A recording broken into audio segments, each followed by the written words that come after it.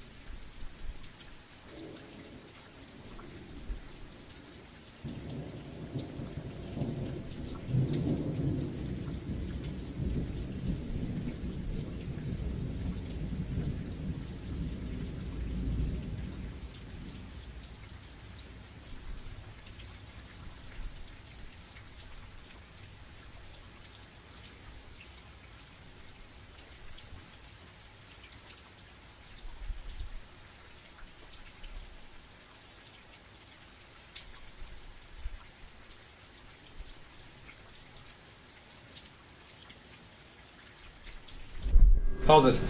Ivan here from Sparrow and Wolf. We're at Orms Cape Town today. Morning. How's it? Good, thanks, and you? Good, welcome. Nice to see you. Elbow, yeah. Always lucky being at Orms. Thank you. Do you mind if I remove this? We've got the perspex here. Great. At least today I'm not spending money. Not yet, anyway. It's nice to have you guys here. Yeah, sure. Thanks for having us. So today we're doing, it's a Saturday sessions. Today is with Fujifilm. They've got one of their photographers, John Armstrong here. He's doing a long exposure. Oh, he's going to show how to do a long exposure with model the little Harlequin. Bia. Divine. Better Looking forward to it. So, Shot, thanks for hosting us. Of course. This obviously is being live streamed, Facebook and YouTube. Yeah. So you're either watching this on Orms' Facebook page or on Fujifilm South Africa Facebook page. So cool, sure. What's happening in the land of Orms? Jeez, lots been happening. We just had our 24th birthday, which was fantastic. Sort of just coming out of lockdown, it was a nice time to do a little bit of a celebratory thing. I mean, it is quite a heritage to be around for 24 years, and it was quite a milestone. So we're very excited about that.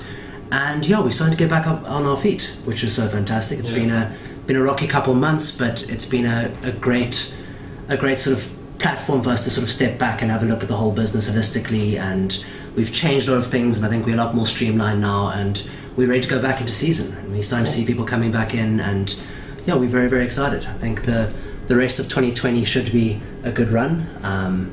There's some nice new releases coming out from all the brands, and yeah, we're very excited. We're very optimistic and excited, and we're very excited to have you guys doing something in our store today. I think that bringing people back into the store, giving them excitement, showing them how to use products is fantastic. So I think it's going to be the first of many. So thank you. Yeah, sure. And is that one of your tricks, is being part of the community? Oh yeah, definitely. I think that the whole business has been built on this photographic ecosystem, whereby you can come in, you can buy your first camera, we can teach you how to use it at the Orms Cape Town School of Photography or through our workshops through Orms. We then will print your first picture, whether it be on paper, metal, wood, and now we're actually just about to go into fabric printing. And then, what's the end? Oh, repairs. So if you've got any problems with anything, come and bring it in for repair. So it's this full sort of community circle, and we love getting involved in these things with people and workshops and uplifting people through education. What do they say? Teach, not sell. So that's what we go for. And obviously for events and any specials, you've got your newsletter, you've got a Facebook page, you're on Instagram. Yeah, 100%. I mean, obviously events these days are a lot, won't be happening for the foreseeable future. So we're going much more into the live streaming, but sort of going much more workshop based. And then hopefully by next year, the most important thing is to keep our staff and our clients healthy and safe. So we're taking this very seriously, and we're all wearing masks permanently, and I think that until we can have events with everyone wearing masks and that, we will go back into doing live events. But for now, it's great doing workshops online and the rest of it. So check out our Orms Connect page, our blog posts are there. We're doing some very exciting things. There's some great competitions coming up, and obviously we're getting into that festive season rush now, so have a look at some good specials. Cool. Sure. I think let's head out. I'm going to go join John. I'll come and see you there in a bit, but good luck. Send John my regards. Yeah, great Thanks. stuff. Sure. See you. Thanks. Let's do that. Cheers.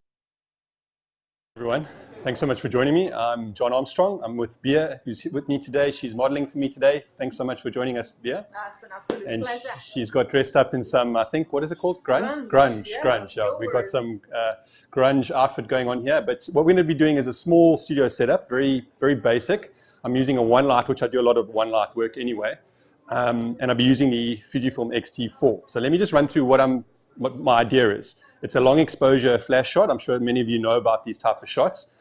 But the whole idea is that you obviously opening up your shutter for a good 10 seconds. You're hitting the model with the flash to light them up, and then you're bringing in additional light afterwards, moving it around, and you create like a motion effect. So it's quite tricky, but once you obviously figure it out, you can get really amazing effects with it. So I'm going to be producing JPEGs because I'm obviously not going to be editing them. So I've set the JPEGs up a particular way with the Fujifilm X-T4. I've set Velvia as my film simulation, nice and vibrant. I've also set my tone curve in a particular way. I've set my shadows quite high, so it's nice and sort of contrasty. So I've set it up all in camera that it produces the best possible JPEG so that I can present it to you now. So I will be tethering those shots, so they'll appear a couple of seconds after I've taken the shot, but you'll get a good idea of what we're doing. So very importantly is that you first got to obviously work out what type of light you're going to be using. And on this particular setup, I'm using a reflector, very narrow light, because I want a hard possible light on beer as I can. If you get too big with your soft boxes or diffuse it, then you're obviously going to be softening your light, and that doesn't really go with the look that we want in this particular shot.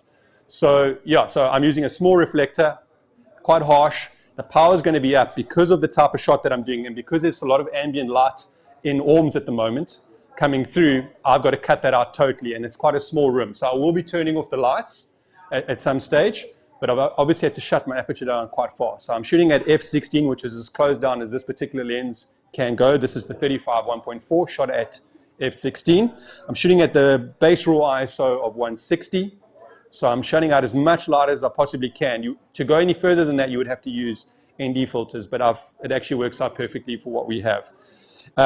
Then from a shutter speed perspective, shutter doesn't really necessarily affect flash the same way aperture and ISO do. Those are universal settings, where shutter is more of a sort of a localized type of setting. So yeah, so what you'll find is when I fire the shot, the initial pulse of light that hits Bea is going to freeze her. Then obviously the room remains black. She's going to hold the position, and then we're going to bring an LED light in behind and create some effects behind it. Now the reason why Bea would hold the position is that where the LED light moves behind her, we want to block the light. Because if she did the shot, stepped out of shot, then we started moving the light, you're going to have streams of light going through her body because it's going to be part of the same exposure. So very important, light hits her, you're going to have to keep pretty still, not too still because it's very dark here. Pulse of light hits her, gets that first exposure, then we'll bring it in for about 8 seconds, the light, shutter closes, and then we get the effect that we want. So that's what we're hoping to achieve anyway. We will. Excellent. You can actually create that effect. So if you do want the light to actually go through the person's body, all you do is you step them out of shot, move the lights around, and that all becomes part of the shot as well. So yeah, so very interesting technique, but let's see how we get on. Just so you know as well, with these lights that move behind, it takes a bit of practice, and you obviously got to get the intensity of that light right to match the shutter speed that you are working with as well. So yeah, so let's see how we get on here. So again, just remember we're shooting at f/16. We're shooting at, it's going to be around, if I remember correctly, about 10 seconds of a shutter. And then we're shooting at a base raw ISO of 160. I'm using film simulation valve here. I've brought my highlights down just a little bit to keep it in check because it is quite a harsh light. And I pushed my shadows up to, I think it was +2, those of you who do recipes and film simulations on the Fujifilm systems. All right, so let's get the position right now. First, what I've done with the light, I'm using a trigger. It's a Godox 8200. I've packed them together because I need quite a lot of power because we're shooting at f/16. I'm shooting at about, I believe it's 1/8 power, but 2 together coming through that reflector. And that then will light her up sufficiently. And I've done a pre-test just before we started live streaming here, and I know that that's the correct exposure.